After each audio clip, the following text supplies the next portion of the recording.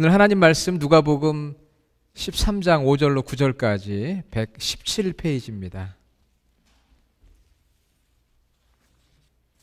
누가복음 13장 5절로 9절. 여러분들이 교회 오시면은 먼저 성경 구절을 딱 찾아서 표시를 해 놓으시면 좋겠어요. 같이 읽겠습니다. 너희에게 이르노니 아니라 너희도 만일 회개하지 아니하면 다 이와 같이 망하리라. 이에 비유로 말씀하시되 한 사람이 포도원에 무화과 나무를 심은 것이 있더니 와서 그 열매를 구하였으나 얻지 못한지라. 포도원 지기에게 이르되 내가 3년을 와서 이 무화과 나무에서 열매를 구하되 얻지 못하니 찍어버리라. 어찌 땅만 버리게 하겠느냐. 대답하여 이르되 주인이여 금년에도 그대로 주소서. 내가 두릅하고 거름을 줄이니 이후에 만일 열매가 열면 좋거니와 그렇지 않으면 찍어버리소서 하였다 하시니라. 아멘. 전도자인 무디에게 어떤 교인이 찾아와서 이렇게 질문을 했어요. 무디 선생님, 성경을 읽어도 이해가 잘 안 되는데 어떻게 하면 좋을까요? 이렇게 물었습니다. 성경을 읽어도 이해가 잘 안 되는데 어떻게 좋은 방법이 없습니까? 그때 이 무디 전도자가 이런 이야기를 했습니다. 읽지만 마시고 실천을 해보십시오. 실천을 해보면 성경이 이해가 될 것입니다. 그렇게 대답을 했어요. 알쏭달쏭한 대답인 것 같지만 성경에 나와 있는 말씀을 순종하여 실천해 보면 성경의 내용이 이해가 된다. 좀 역설적인 것 같지만 여러분들이 성경을 읽으면서 성경의 말씀을 붙들고 또 순종하고 실천해 보시면 성경의 진리가 이렇게 힘이 있고 위대하구나 하는 것을 여러분이 깨닫게 될 줄로 믿습니다. 이제 사순절이 시작이 됐어요. 지난 수요일 날. 오늘이 사순절 첫째 주일입니다. 우리가 사순이라는 것은 넉사자의 열순을 해서 40일이란 뜻이에요. 40일 동안 지키는 절기.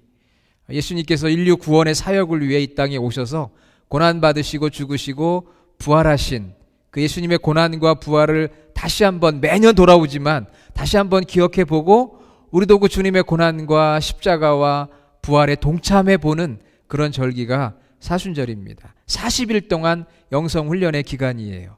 이 부활절을 중심으로 뒤로 40일, 주일을 6번 빼고 뒤로 40일을 지키게 됩니다. 거슬러 올라가서 40일을 지키는 거죠.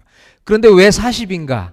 왜 40일인가 하는 것은 성경에 보면은 이 40일의 이야기가 많이 나와요. 노아 홍수가 40일, 십계명을 받기 위해 모세가 시내산에서 보낸 시간이 40일, 이스라엘 백성들이 애굽에서 탈출을 하고 가나안 땅에 들어가기 전까지는 40년, 40이란 숫자.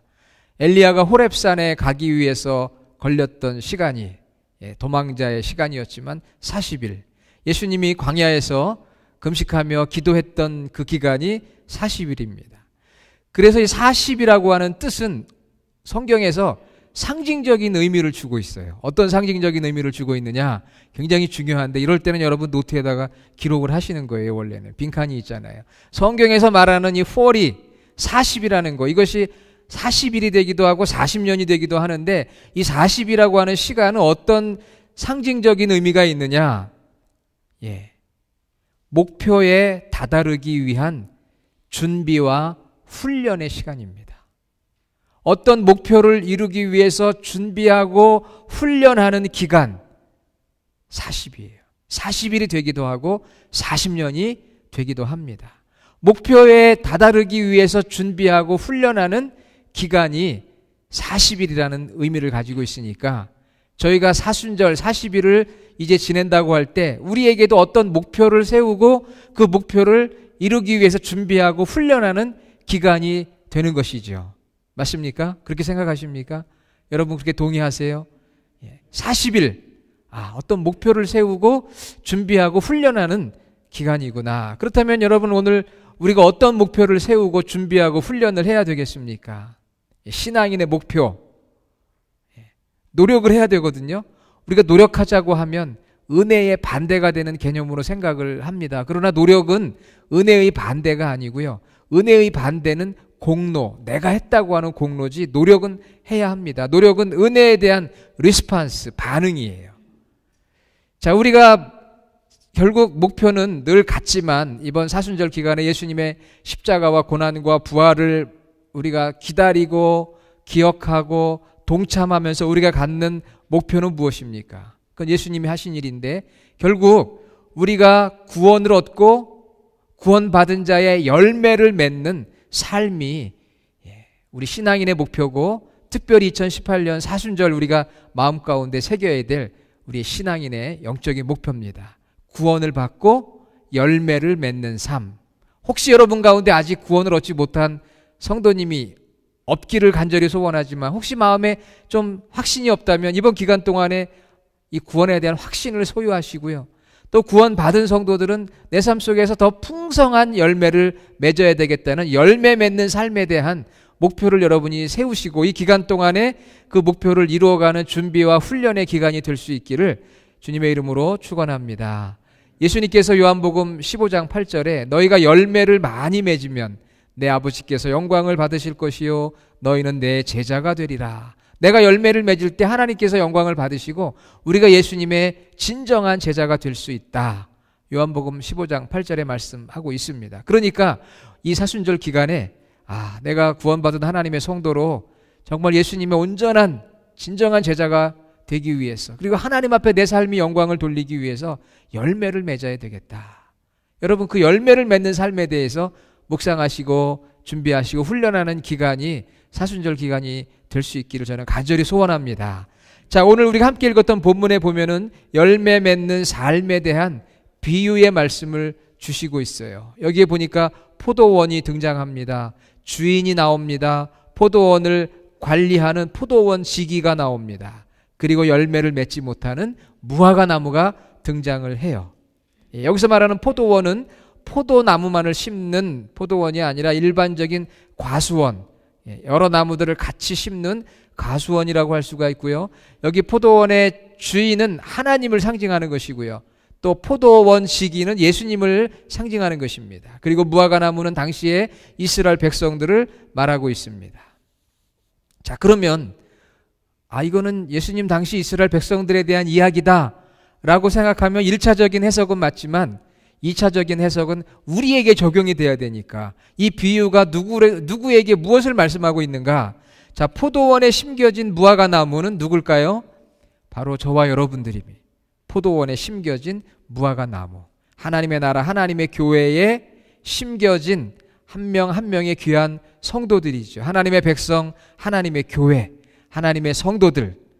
그래서 저와 여러분은 포도원에 심겨진 무화과 나무, 때로 성경은 무화과 나무, 포도나무, 감람나무라고 설명을 해요. 이스라엘 사람들이 이스라엘의 대표적인 세 가지 나무가 바로 그런 나무고 그것이 이스라엘 백성들을 상징하거든요.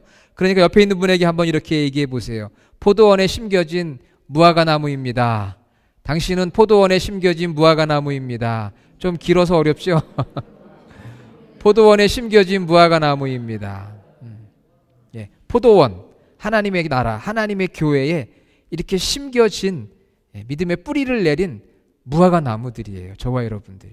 때로는 포도나무, 때로는 감람나무일 수 있는데 오늘 성경 본문에 보니까 우리를 무화과 나무라고 했어요. 그러면 이 포도원의 주인은 누구라고요?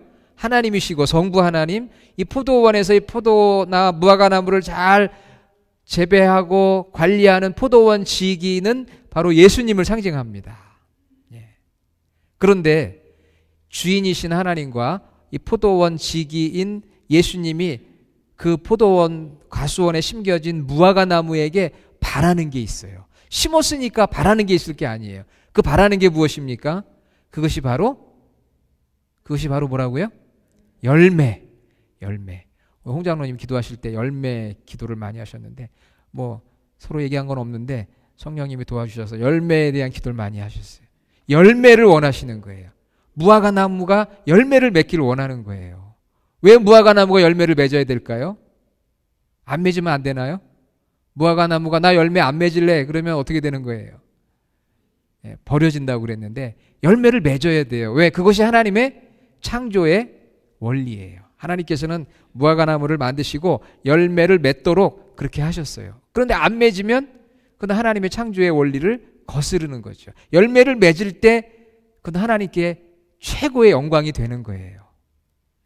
그리고 그 열매를 통해서 또 사람들에게 건강을 선물할 수 있는 거니까 열매를 맺어야 하나님께도 영광이 되고 사람들에게도 그 포도원의 주인 포도지기에게 뭔가 은혜를 갚는 거죠. 열매를 맺어서 유익을 주는 거예요.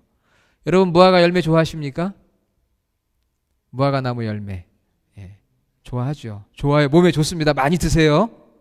어디에 좋아요? 무화과 나무 열매가? 네?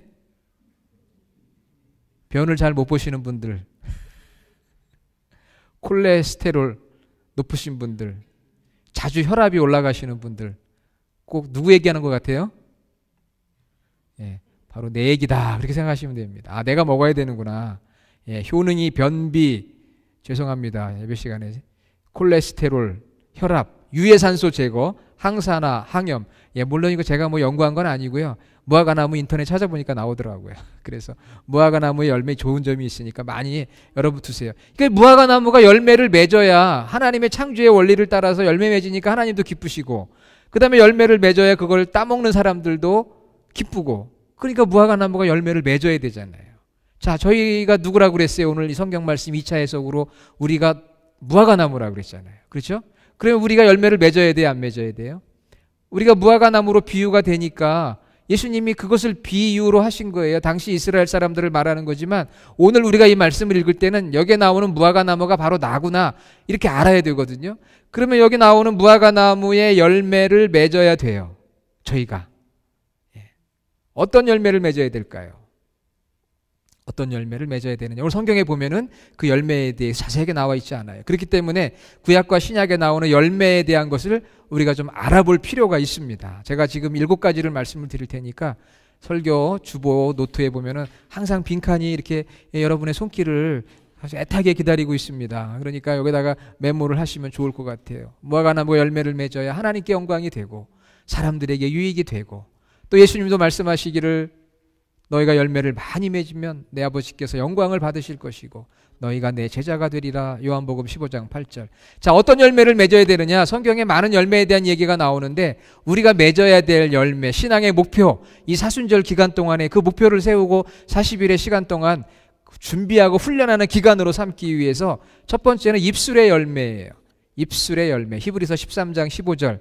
우리가 예수로 말미암아 항상 찬송의 제사를 하나님께 드리자. 이는 그 이름을 증언하는 입술의 열매니라. 히브리서 13장 15절 입술의 열매, 찬양의 열매, 좀 더 확장하면 예배의 열매. 여러분이 사순절 기간 동안 열심으로 하나님이 기뻐하시는 찾으시는 참 예배자로 세워질 수 있기를 원합니다. 예배의 열매를 말하는 거예요. 찬송의 열매, 기도의 열매, 입술의 열매 첫 번째. 두 번째는 입의 열매, 우리 입. 잠언 13장 2절, 18장 20절에 나오는데 이것은 어떤 열매냐면 말의 열매예요. 말. 우리가 입을 열어 말을 하지 않습니까? 그런데 그 말의 열매로 상대방을 축복하는 것이고 어떤 말을 하느냐에 따라서 내가 복을 받습니다. 그래서 사람은 입의 열매로 복록을 누리거니와 그랬어요. 이 사순절 기간에 우리 입에서 나오는 말이 축복이 되길 원합니다. 내게도 복이 되고 내가 만나고 내가 관계를 갖는 사람에게도 복이 되는 입의 열매로 복록을 누리거니와. 진실한 말, 필요한 말, 믿음의 말, 친절한 말 해야 되겠죠. 자, 세 번째는 섬김의 열매예요. 잠언 1장 31절 또 잠언 31장 31절. 그 손의 열매가 그에게로 돌아갈 것이요. 그래서 내 손으로 섬기는 거. 주님의 교회 안에서도 섬기시고 가정에서도 섬기고 직장과 사업장에서도 섬겨서 여러분의 손으로 아름다운 열매를 맺어 그 열매를 나누는 공동체가 기쁨을 얻는 거죠. 그러니까 이 손의 열매, 손의 열매. 그 다음에 그러니까 이제 세 번째는 섬김의 열매, 그건 손의 열매라고 표현할 수 있고요. 네 번째는 정의, justice, 공의의 열매입니다. 아모스 6장 12절 공의, 세상에서 바르게 살아가는, 그걸 통해서 세상을 좀 더 정의로운 사회를 만들어가는 정의의 열매. 자, 다섯 번째는 전도의 열매입니다. 이것을 로마서 16장 5절에는 처음 익은 열매다. 또 예수님은 사마리아 여인과 제자들과의 대화에서 영생의 열매라고 그랬어요. 이번 사순절 기간 동안에 전도의 열매를 좀 맺었으면 좋겠다. 한 영혼이라도 주님 앞에 인도했으면 좋겠다. 내가 정말 구원받는 영생을 얻었으면 좋겠다 하는 그 전도의 열매, 그것은 처음 익은 열매, 영생의 열매로도 설명할 수 있다고 말씀드렸고요. 자, 여섯 번째는 빛의 열매입니다. 에베소서 5장 9절, 착함과 의로움과 진실함에 있느니라 빛의 열매. 우리 삶의 어둠의 열매가 아니라 정말 빛의 열매를 맺는 거죠. 빛이신 하나님이 우리 안에 내주하심으로 빛의 열매를 맺는 거예요. 그것은 착함과 의로움과 진실함. 그리고 마지막 일곱 번째, 제가 일곱 가지를 말씀드리는 거는 더 많이 있는데요. 7이라는 건 성경에서 항상 완전수잖아요. 그러니까 일곱 가지 열매만 맺어도 하나님 너무 기뻐하시고 우리에게 유익이 되고 우리가 예수님의 제자다운 삶을 살아가는 거죠. 자, 마지막은 무슨 열매일까요? 마지막은 성령의 열매. 갈라디아서 5장 22절 23절. 이 성령의 열매는 이게 다 하나로 엮여지는 건데, 사랑과 희락과 화평, 오래 참음, 자비, 양선, 온유, 충성, 절제. 갈라디아서 5장 22절 23절이에요. 우리 교회 샘터의 이름이 바로 성령의 열매인 거 여러분 아셨었어요? 화평, 기쁨, 사랑, 온유, 충성. 바로 성령의 열매에서 샘터의 이름을 따온 것이니까 여러분 샘터 이름에 맞는 열매를 풍성히 샘터장님과 더불어 맺으시기를 주님의 이름으로 축원합니다. 많이 맺어야 돼요. 그게 우리 신앙의 목표인 거예요. 그것을 이루는 기간, 그것이 바로 40일이고 사순절인 거죠. 그런데 열매를 잘 못 맺어요. 오늘 성경에 보니까 비유로 나오는 이 무화과 나무가 열매를 못 맺는 거예요. 3년 정도가 되면 열매를 맺을 수가 있게 되는데 더 3년을 기다렸음에도 열매를 못 맺었어요. 그래서 7절에 포도원지기에게 이르되 내가 3년을 와서 열매를 구했는데 얻지 못했다라고 주인이 이야기합니다. 이제 3년 열매를 맺어야 될 시기가 이제 3년이 됐는데도 아직도 못 맺고 있는 그 무화과 나무의 모습을 보면 때로 우리의 모습 같지 않습니까? 내가 예수 그리스도를 믿고 오랜 시간이 지나고 열심히 뭔가 봉사하는 것 같긴 한데 하나님께서 우리를 보니까 아직도 열매가 참 부족하다. 내가 오래 기다렸는데 아직 열매가 왜 없느냐. 이렇게 하나님이 말씀하신다면 얼마나 부끄럽겠어요. 그것은 주인의 기대를 저버린 것처럼 하나님의 기대를 저버린 것이요. 예수님의 기대, 성령의 기대, 혹은 교회가 원하는 것, 때로는 교회의 사역자의 어떤 기대를 실망시키는 일이지 않겠습니까? 열매가 없을 때. 그리고 열매가 없으면은 실망시키는 것뿐만이 아니라 다른 사람에게도 안 좋은 영향을 주는 거예요. 무화과 나무가 가수원의 땅은 차지하고 있는데 열매가 없으니까 괜히 땅만 차지하고 있는 거잖아요. 그렇죠? 그리고 시간과 노력의 낭비를 가져오게 되는 것이라 오늘 성경에도 보니까 7절 하반절에 어찌 땅만 버리게 하겠느냐 이렇게 말씀을 하고 있어요. 그러니까 열매를 맺어야 되는 거죠. 열매를 맺으면 하나님의 영광 받으시고 다른 사람에게 유익이 되고 우리가 예수님의 제자로서 온전한 제자가 되는데, 만일 그렇지 못하면 기대를 저버리고 실망시키는 것이요, 그것만이 아니라 다른 사람에게도 안 좋은 영향을 미치게 되는 거죠. 그렇습니다. 자, 그래서 열매를 맺어야 되는데, 그러면 이 무화과 나무가 왜 열매를 못 맺었을까요? 성경을 아무리 읽어봐도 열매를 맺지 못한 이유를 알 수가 없어요. 그냥 열매를 못 맺었다고 책망만 받고 앞으로 1년간 더 시간을 두고 보겠다. 그리고 끝나버려요. 그래서 열매를 맺지 못한 이유가 무엇일까? 아무리 본문을 읽어도 알 수가 없습니다. 왜 이 무화과 나무가 열매를 못 맺었을까? 열릴 때가 됐고 3년의 시간이 지났고 포도원 지기는 열심히 거름도 주고 땅도 갈아엎고 관리를 했는데도 불구하고 열매가 안 나와요. 그 이유가 뭐겠어요? 뭐라고 생각하세요, 여러분? 종자가 잘못된 걸까요? 뭘까요? 네? 내가 열매를 못 맺는데 도대체 이유가 뭔가? 우리 주님의 교회 성도님들은 다 열매를 맺겠죠. 자, 그래서 그걸 알려면은요, 상당한 실력이 필요합니다. 왜 상당한 실력이 필요하냐면 이 성경이 우리가 그냥 어떤 때 참 어려울 때가 있어요. 그래서 이 성경에 공부가 필요합니다. 자, 오늘 저희가 13장 5절부터 읽었거든요. 본문이 이렇게 끊기는 거는 6절부터지만 사실 이게 나눠 놓은 것이지 원래는 다 연결되어 있는 거예요. 원래 오리지널 텍스트는. 그런데 이 비밀이 5절에 있어요.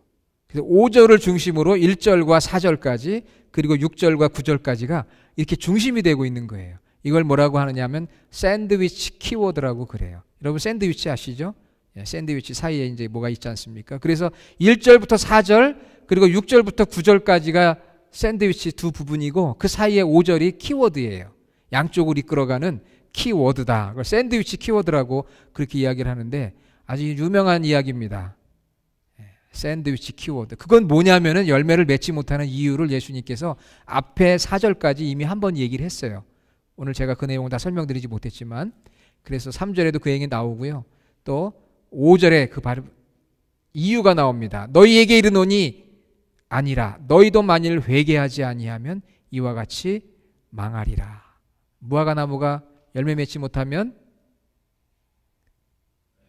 찍어버리소서 망한다 그랬죠. 반복되고 있는 거거든요. 그래서 열매를 맺지 못하는 진정한 이유는 무엇이냐? 회개하지 않기 때문이라는 거예요. 그것을 성경이 말씀하고 예수님께서 말씀하신 거예요. 그것이 바로 앞뒤를 연결하는 본문의 키워드입니다. 회개를 해야만 열매를 맺을 수 있다는 거예요. 전통적인 사순절의 첫 번째 말씀이 바로 요엘서 2장 12절로 13절이에요. 거기에는 하나님 앞에서 회개하고 하나님께로 돌아와야 되는 이스라엘 백성들에 대해서 말씀을 하고 있습니다. 요엘서 2장 12절 13절 읽어드리겠습니다. 여호와의 말씀에 너희는 이제라도 금식하며 울며 애통하고 마음을 다하며 내게로 돌아오라 하셨나니 너희는 옷을 찢지 말고 마음을 찢고 너희 하나님 여호와께로 돌아올지어다. 그는 은혜로우시며 자비로우시며 노하기를 더디하시며 이내가 크시사 뜻을 돌이켜 재앙을 내리지 아니하시나니. 이스라엘 백성들이 하나님이 원하시는 무화과나무 포도나무 열매를 맺지 못하는 이유가 무엇이냐? 너희가 진정으로 회개하지 않기 때문이다. 마음을 찢고 하나님 앞으로 돌아오지 않기 때문에 거기에서 영적인 열매가 맺지 않는다.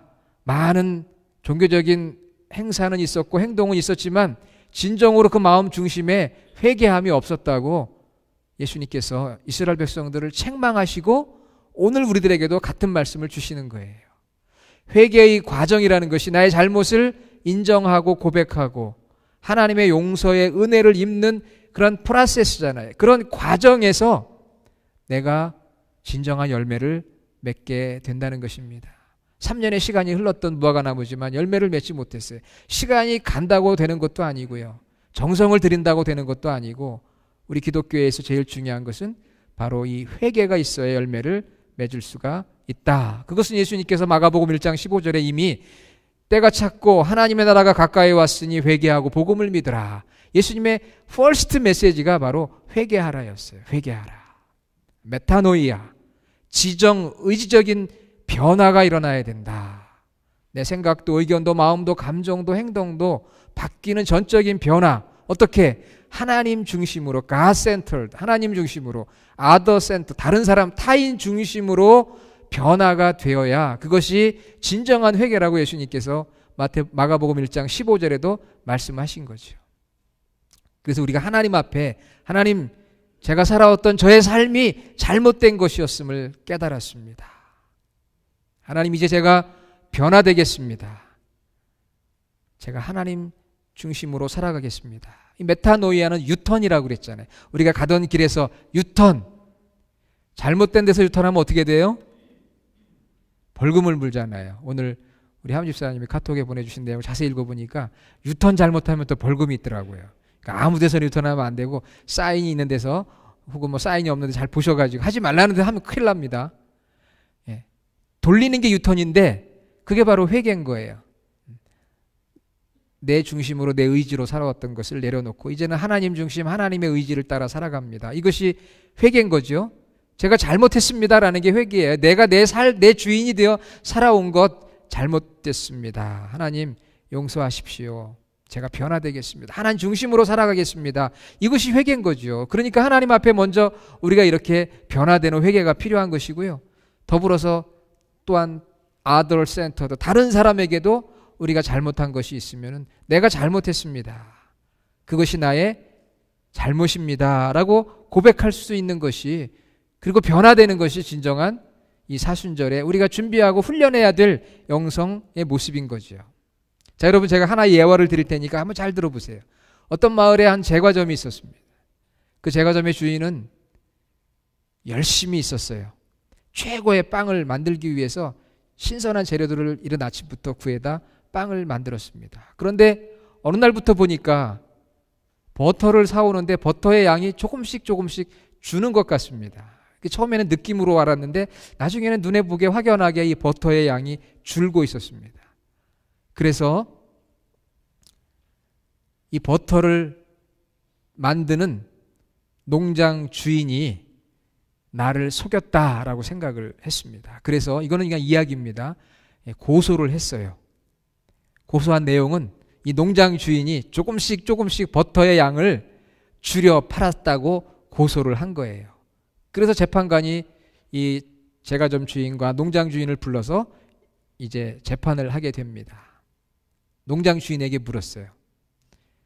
버터의 양이 조금씩 줄고 있다고 제과점 주인이 고소를 했는데 당신의 농장에는 저울이 없습니까? 그렇게 물었어요. 그랬더니 저희는 저울이 없습니다.